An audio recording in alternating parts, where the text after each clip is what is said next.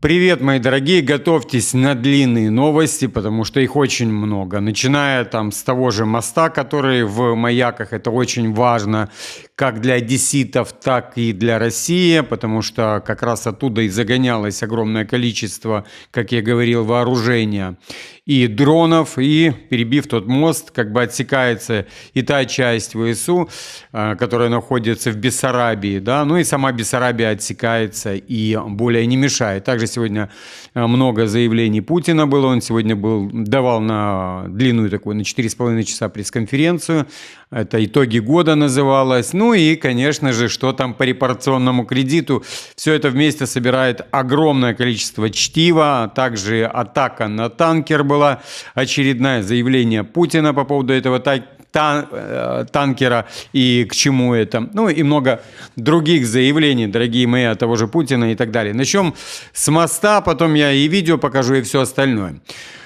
Люди не могут попасть в Одессу на Староказачьем. Все стоит, пройти пешком не получается. Говорят, после обстрела все разрушено. Это заявляют местные паблики.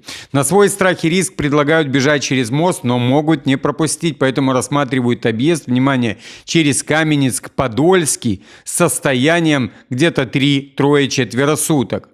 Еще предлагают, Варик, переплыть через Днестр. За это просят, украинцы, самые натуральные, 10 тысяч гривен с человека. Собирая группы, из-за российской атаки повреждена инфраструктура возле Маяков. Движение по трассе Одесса-Рени остановлено. Видео я вам покажу об этом. Это уже непосредственно от самого паблика и от самого ОВА. Поехали уже по нашей теме. И где-то приблизительно к концу я расскажу, что произошло с евроактивом и как это отразится, не с евроактивом, а именно с репарационным кредитом и евроклиром. Об этом пишет евроактив. Я вам прочитаю, и дальше мы сделаем умозаключение. Тут много и так говорил Путин об умозаключениях всяких. Также Медведев на них там сегодня проорался так достаточно. Поехали. Путин потребовал, чтобы на следующих выборах в Украине смогли голосовать те 10 миллионов украинцев, которые сейчас проживают в России. Я вас уверяю, там будет 110% за какого-нибудь пророссийского. Да? Я имею в виду даже не то, что пророссийского, а прославянского, который не хочет братоубийственной войны. На территории России проживают миллионы граждан Украины, по разным подсчетам от 5 до 10 миллионов, которые имеют право голоса. И если уж выборы будут, то тогда мы вправе потребовать от тех, кто будет их организовывать, предоставить право украинцам, проживающим в России, проголосовать на территории России, сказал он. Также Путин снова заявил о нелегитимности, по его мнению, украинской власти и заявил, что нужно будет провести выбор. Я вам покажу один скриншот, дорогие мои, где украинцы, показали, да, про легитимность. Вот это пробитый паблик. Посмотрите внимательно, да, у нас там власть в Украине должна стать легитимной, заявил Путин. И сколько лайков, это про Зеленского паблик, про банковский, с миллионами, по-моему, 2 миллионами подписчиков. Вот, посмотрите, сколько лайков. Это вот только его там выложили, я сразу же зафиксировал. Посмотрите. Конечно, люди хотят, чтобы власть была легитимная. Ранее он предложил остановить дальнобойные удары по Украине в день выборов. Также президент России Владимир Путин в интервью NBC News заявил, что в Анкоридже Москва согласовала практически и приняла предложение Дональда Трампа по урегулированию конфликта в Украине. Он подчеркнул, что утверждать о якобы отказе России и предложению США некорректно. Дорогие мои, там многие пугаются, что я не моргаю, когда читаю. Вот это такая физиология у меня, так что не пугайтесь. В Анкоридже мы согласовали и практически согласились с предложениями Дональда Трампа, поэтому говорить о том, что мы что-то отвергаем, абсолютно некорректно, отметил Путин. Он подчеркнул, что Россия не считает себя ответственной за гибель людей, поскольку конфликт начался после государственного переворота в Украине в 2014 году и боевых действий в Украине. Власти против жителей боевых действий, то есть против власти украинской, против жителей юго-востока страны. Мы со своей стороны долго не признавали самостоятельность, независимость тогда непризнанных республик Донецкой и Луганских областей. ну, как он называет, народных республик. После обмана нас и нереализации договоренности Минских соглашений были вынуждены использовать вооруженные силы для завершения войны, которая была начата киевским режимом при поддержке западных стран, сказал Путин. Президент России охарактеризовал действия Трампа как серьезные и искренние усилия по завершению конфликта. Президент Трамп предпринимает серьезные усилия по завершению конфликта. На встрече с ним мы согласились и практически согласовали с его предложениями. Точнее, согласовали и согласились с его предложениями, добавил Путин. Он также отметил, что Россия готова к переговорам и мирному урегулированию конфликта. При этом ответственность за дальнейшие шаги, по словам, лежит на западных партнерах и украинских властях. Сегодня Макрон тоже делал заявление о том, что пора разговаривать с Россией. Но это чуть-чуть дальше, после того, как его микрофонами изнасиловали.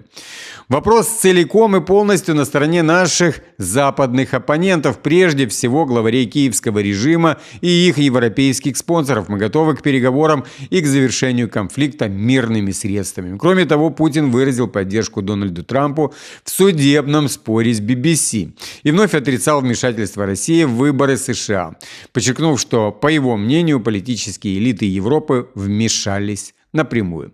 Никакого вмешательства России в выборы США не было, а политические элиты Европы вмешивались напрямую, неприкрыто. Сейчас я вам покажу непосредственное видео от BBC, о BBC, точнее, со стороны Путина. Еще вопрос, что будет дальше с BBC. Там многомиллиардный иск от президента США к BBC. Это их семейные дела, пускай они там сами и разбираются. Я не хочу сыпать вам соль на раны. Не хочу касаться этой темы. Хотя это, конечно, проблемы есть. Недостоверного освещения информации и подтасовок. Это очевидно. Я думаю, что президент Трамп прав. И камера такая на журналиста журнала BBC. Вы увидели. Путин пригрозил Европе тяжелыми последствиями в случае использования российских активов. Он считает, что выдача репарационного кредита Украине за счет активов России будет также иметь экономические последствия для бюджетов страны. Это увеличивает бюджетный долг, если кто-то выдает какие-то кредиты даже под обеспечение наших золотовалютных резервов, все равно это должно быть отражено в бюджете той страны, которая это делает. А в той же Франции госдолг 120%, заявил Путин. Дорогие мои, я хочу сказать о другом, что Владимир Владимирович понимает психологию Трампа и не будет в открытую говорить о том, что действительно сейчас происходит. И прямо говорить, потому что зачем ему нервы Трампа, грубо говоря. Знаешь, дипломат с большим возрастом, я имею в виду дипломатическим возрастом. Поехали сейчас про танкеры непосредственно, то, что говорил Путин. Атакован еще один наш танкер в Средиземном море. Да, делается это в том числе утилитарная цель, на самом деле. Повысить страховые взносы. Это не приведет к ожидаемому результату, в конце концов. Не нарушит никаких поставок, в конце концов. А только создаст дополнительную угрозу. Ответа с нашей стороны последует обязательно. Тут даже комментировать ничего не стоит, поэтому вы сами все услышали непосредственно от Владимира Путина. Сейчас покажу непосредственно атаку, которая была на танкера. Это было в Средиземном море. Они там хвастаются, СБУ, о том, что они поразили, он там выведен из строя, а больше работать не может. И 4000 километров. Дорогие мои, не только я это заметил, но и другие. Ответ на вопрос, чьи дроны летают в Европе. Поехали, смотрим. Звука тут нет, просто они показывают, как они там наводят, там с разных ракурсов этот удар будет по танкеру. И это FPV-шка обычная, маленькая, которую запустили с какого-нибудь там корабля, который находится рядом, то есть с этим. То есть это не бэк, который там плавает, да, это FPV-шку, которую подвезли на катере, либо на яхте, на чем угодно. То есть вот что происходит. Ну, как сказал Путин, что ответка будет в любом случае, и по-любому она будет, эта ответка, дорогие мои. Переходим дальше. Опять же, из серии заявлений Путина о том, что происходит вообще в этой ситуации с Украиной. Я готов закончить войну на условиях, которые озвучивал летом 2024 года.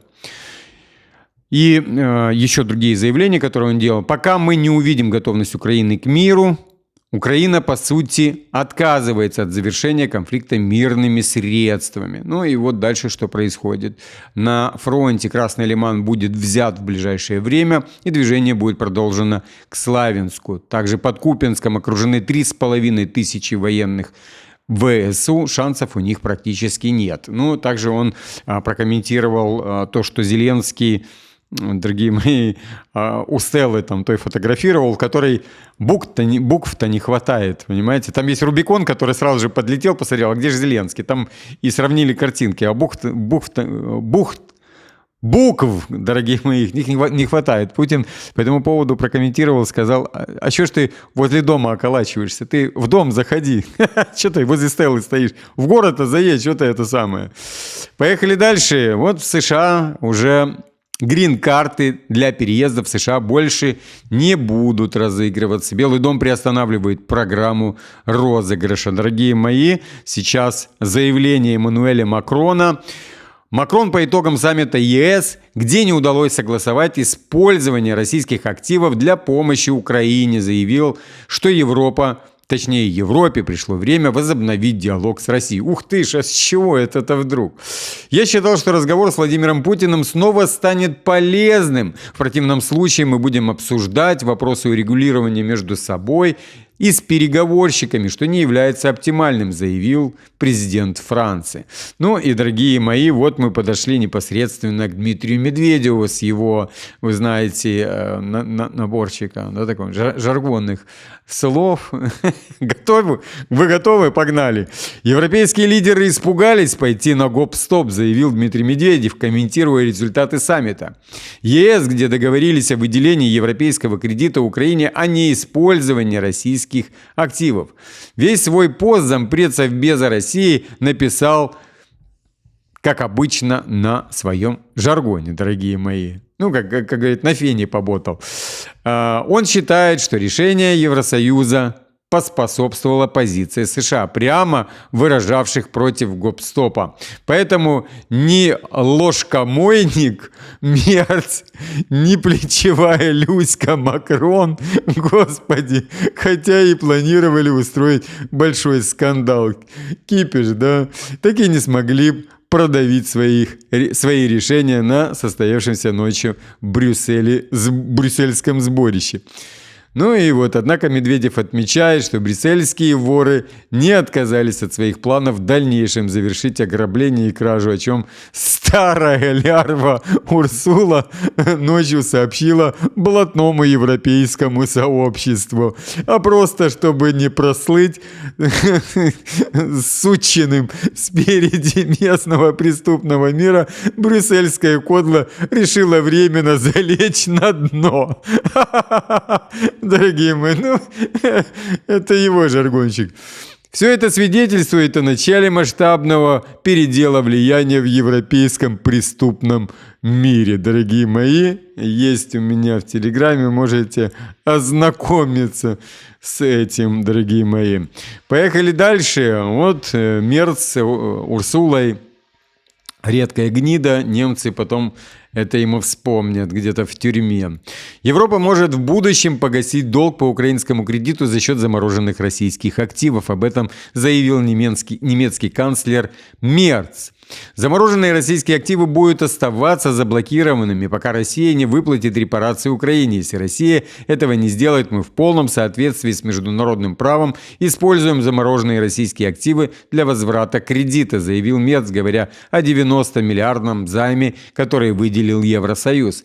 Напомним, этот кредит Европа выдает за счет собственных заимствований, поскольку о конфискации российских активов договориться не удалось. Против конфискации выступила Бельгия, ряд других стран, поэтому, чтобы Мерц мог реализовать свою угрозу, ему потребуется переубедить противников репарационного кредита. Что, как видим, пока, дорогие мои, не удалось. Поехали дальше. Тут уже непосредственно Евроактив и статья его об отказе стран ЕС использовать российские активы для Украины. Это стало политическим ударом для Урсулы фон дер Ляйен и Фридриха Мерца, двух главных сторонников этой схемы. Об этом пишет издание Евроактив.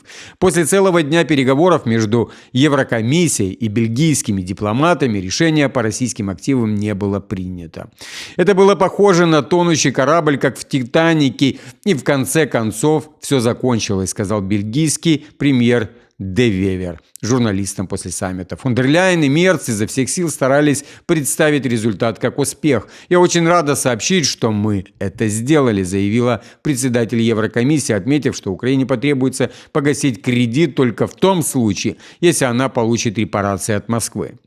Мерц также заявил, что идея взять деньги для Украины внутри ЕС была предложена им самим. При этом издание напоминает, что еще вчера он называл репарационный кредит единственным вариантом поддержкой Украины.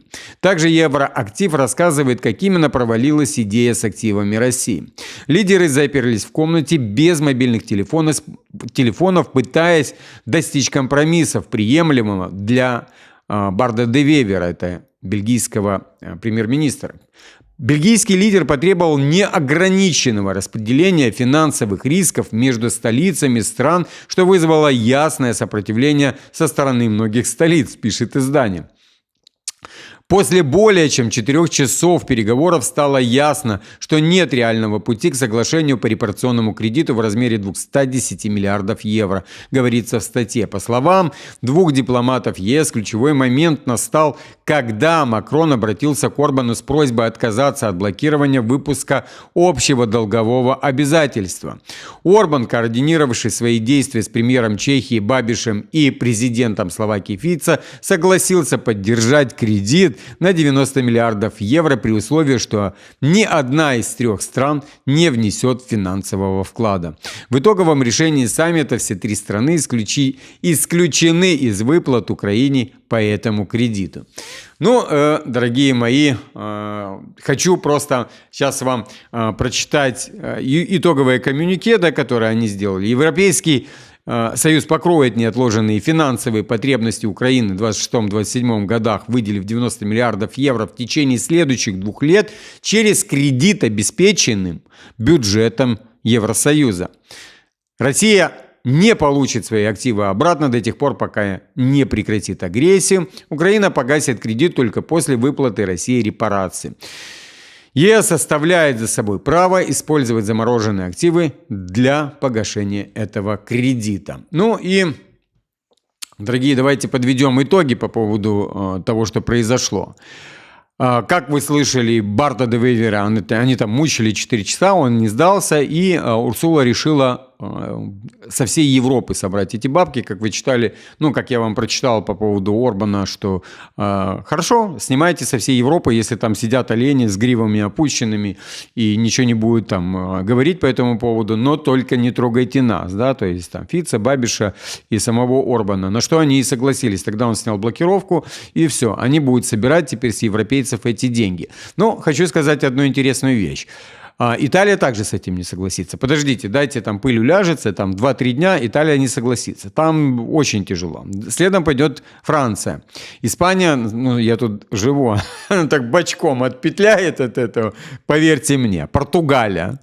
Также небогатая страна. За последние 3 года я на глазах вижу вот этот уровень экономической деградации. Да? Цены растут, инфляция растет, а деградация также присутствует. Ну и, соответственно, за этим сразу же подтянутся и все остальные. У нас богатая только Норвегия, да, своим там национальным этим сбережением. Ну, там еще Голландия может какие-то копейки дать. Понятно, что эти вонючки, которые у нас там наверху Прибалтики, я не имею в виду жителей Прибалтики, а руководство Прибалтики, вот эти вонючки, они ограбят опять же свой народ, дадут, ну и на этом все закончится. То есть Мерц там начнет вытряхивать там из Германии в какие-то долговые обязательства, понятно, что из Бельгии уже ничего не вытянут. И что хотят сделать? Хотят за 2 года разработать какое-нибудь, да, там, решение, чтобы погасить этот долг. А теперь смотрите внимательно. Сегодня Марченко – это редкая мразь, это министр финансов, редчайшая мразь просто. Он сказал одну такую вещь, что их не дали в долг и их не дали под процент. То есть эти деньги просто отдали. Вот так вот взяли и отдали. И все. То есть это тупо для грабежа. То есть Украина ничего не должна. Вот нате вам бабки и все. И вы ничего не должны. Понятно, что эти... Давайте так. Все прекрасно знают вот этот кейс Миндича. Американцы знают этот кейс Миндича. Американцы сделали так. Господи, отдали 90 миллиардов евро Украине, которые разворуют. Ну, их по факту это разворуют. Но отдавать-то они хотят с российских средств. То есть те деньги, которые они позанимают, они же займ сделали на 2 года, будут возвращать европейцы со своих налогов.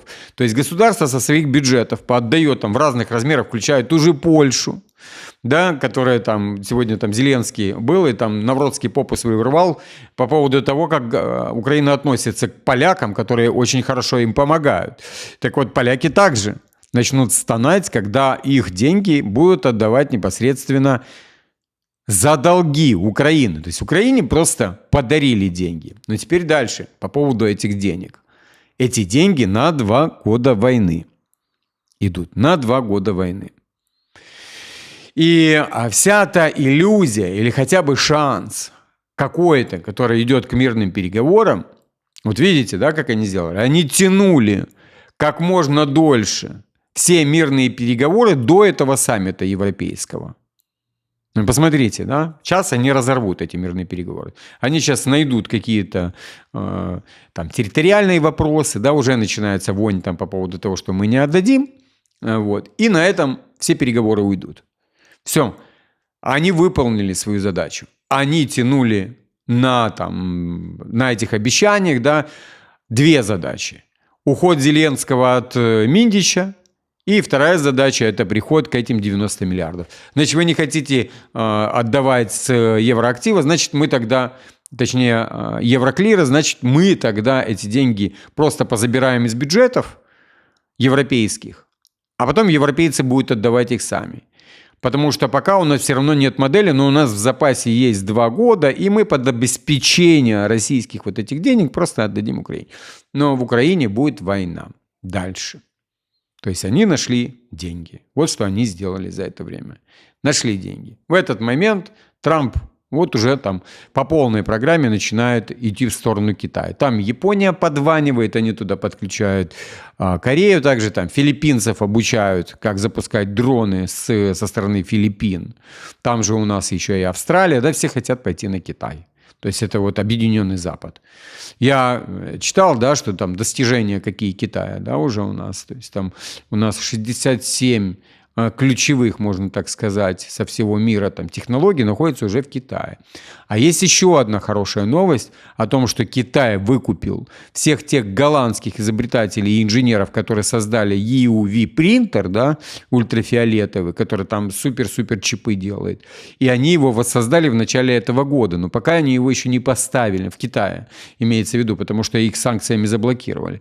И пока они еще чипы в массовое производство не ввели. Но говорят, что к 2028 году Китай станет номер 1 по выпуску чипов. А это означает, что Тайвань уже будет насрать на этот Тайвань. В Тайване, чтобы вы понимали, сейчас находится... Если туда шмакнуть бомбу, ну именно прямо по вот этому заводу TSMC, то про Apple забудь. Вот те вот, которые там чипы M у вас есть на данный момент или успели там выйти в продажу, вот на этом все и закончится. То есть сейчас вся западная технологическая элита как раз сидит, там и Google, тот же и Microsoft сидит, и та же Nvidia, да, и Apple, все сидят на том заводе тайванском TSMC. И вот китайцы, когда разработают у себя этот принтер, ну, литографию, да, который печатает вот эти ЧПУ на 7 нанометрах, да, то они могут спокойно туда что-то жахнуть, и все. И на этом как бы и закончится весь там, все технологическое преимущество США, у которых там осталось там 7 позиций, да, из технологических преимуществ. Вот чего больше всего боятся западники. Ну, можно так сказать, что Китай будет доминировать. Ну, 1 триллион его оборот, исключая там торговлю США, то есть это профицит, да, всего. 1 триллион, то есть это вообще, это долларов, да, это цифра, которая, там, рекорд всех рекордов. Плюс сейчас технологический портфель берут. Ну и, как вы слышали, все, что пытается Украина сделать по отношению там, к подбитым танкерам, да, которые идут опять в тот же Китай, да, продавать эту нефть. Вот. Ну и не только в Китай, еще в другие страны идут. Ничего не поменяет. То есть сила Сибирь, которая сейчас там и первая, и вторая, которая строит там на супербольших скоростях. Поэтому все по земле будет задуваться, затягиваться и так далее. Но сама цель и сама задача я уже объяснял. Кошмарим Россию, чтобы она не помогала Китаю, а пока Китай не закошмаренный, он помогает России. Ну, там Зеленский делал заявление, что Россия типа как коврик, да, там половой для Китая, ну, об который Китай там вытирает ноги. Ну, Зеленский в своем, как говорится, да, там актерском там, я не знаю, исполнении или неграмотности там может говорить, оскорблять, все что угодно делать. Но сам факт, что сейчас для того, чтобы они там выиграли с одной и со второй стороны и положили 2 экономики, это нужно с 2 сторон брать 2 страны, кошмарить их, да, там, военным путем для того, чтобы останавливать экономически. Ну и опять же вернусь к лукавству, да, Путина по поводу там, успехов Дональда Трампа и так далее. Это, опять же, как говорится, такой дипломатический маневр скорее, нежели чем то, что можно отнести к серьезному пониманию этих слов. Задача была действительно тянуть максимально для того, чтобы Европа выбила или достала где-то денег. Хочу сказать другое, что для Европы это тоже очень важно, потому что даже если Трамп где-то свильнет и не пойдет на Китай, да, грубо говоря, а где-то там упетляет, потому что сейчас вопросов о том, что там с Венесуэлой, будет ли война или нет, Трамп еще говорит, я еще ее не объявляю, и Европе-то как-то надо существовать до момента, когда придут демократы. То есть Урсула фон дер Ляйен должна как-то допетлять, там, придерживать эту войну, чтобы ее вдруг Трамп не захочет участвовать в этом замесе всем, да, чтобы он ее не остановил. То есть там своими какими-то, ну, имеется в виду там рычагами, да, и всем остальным. То есть финансирование он убрал, да, убрал там поставку вооружений. Но он же продает им оружие. И вот они насобирали денег там, чтобы покупать, опять же, оружие у того же Трампа. Но им как-то нужно просуществовать, не сделав никакого перемирия до Демпартии, когда она вернется обратно. Потому что сейчас у нас промежуточные выборы, да, и уже после промежуточных выборов у нас уже там будет именно основные выборы, где там будет выбирать там, либо республиканцев, либо демократов, да, и что там большинство будет дальше. Вот они к этому, в принципе, и обеспечивают себе подушки для проживания дальше и выживания. То есть, либо мы идем с Трампом, дальше и Трамп идет с нами, отыгрывая, да, там, медиатором на Россию и заходя в Китай. Либо, если Трамп не принимает участие, а наоборот, вместе с Россией, но как-то хитро обыгрывая их, европейцев, будет подбивать им ножки стула, то значит, у нас есть какая-то автономная там, финансовая подушка, на которой мы дотянем вот эти вот 2 года, да, там, до каких-то определенных выборов, дорогие мои. Так что ситуация на самом деле очень простая, для того, чтобы мы понимали, что на самом деле они заварили европейцы с теми же американскими демократами. А это одно кодло, что Сорос, что Обама-Кер, да, что демократы и что глобалисты. Окей, мои дорогие, сегодня очень много новостей, я вам всего лишь там какую-то часть собрал, остальная часть будет на вечер, опять же, с линии фронта, потому что вы слышали, что там уже и на Славянск, да, будет идти. Вот, и другие всякие достижения, о которых мы вот совсем скоро узнаем и услышим. Подписываемся. Забыл сказать, у YouTube поменялись алгоритмы, дорогие мои. Теперь я вас не буду даже просить подписываться. Уже подписчики не важны, дорогие мои. Но я вас всех обожаю, всех люблю, так что подписывайтесь. Это вам не тяжело, а мне без разницы уже. Всех обнял.